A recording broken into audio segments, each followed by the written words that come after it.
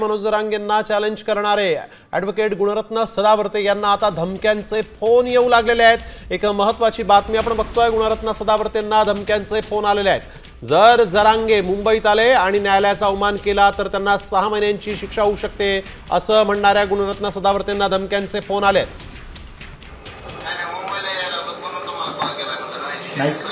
कुठं टाटा हॉस्पिटलला यायले की जे हॉस्पिटलला की केएम हॉस्पिटलला? अरे बाबा, ओळख नाही पाळख नाही, मुंबईला यायलोत काय हॉस्पिटलचं काम आहे का? कशासाठी आझाद मैदानावर परवानगी घेतली का?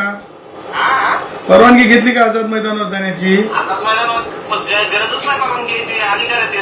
कुणी सांगितलं? माननीय उच्च न्यायालयाच्या मुख्य न्यायमूर्तींच्या पीठाने भारतीय संविधानाच्या आर्टिकल 226 मध्ये निकाल देताना स्पष्टपणे सांगितलेलं आहे, जर तुम्ही जरंगेशी संबंधित आंदोलनाचं जर बोलत असाल तर तिथे आंदोलन करण्याबाबत रिस्ट्रेन केलेलं आहे। तेव्हा आपण न्यायालयाच्या विरुद्ध जाऊन काही जरी बोलत असाल तर ते बेकायदेशीर असंविधानिक आहे।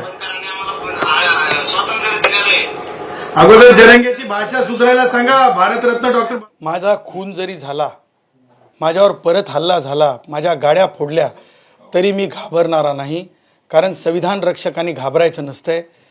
योग्य ती पोलीस कारवाई करतील, सायबर सेल कारवाई करेल। त्याचबरोबर हे सगळ्या धमक्या म्हणजे हाणून पाडून बोलणं, अर्वच्य शिवीगाळ करणं, ह्या सगळ्या गोष्टी गुन्हे संहितेमध्ये गंभीर अपराधाच्या आहेत आणि हे जरंगे घडवून आणत आहे।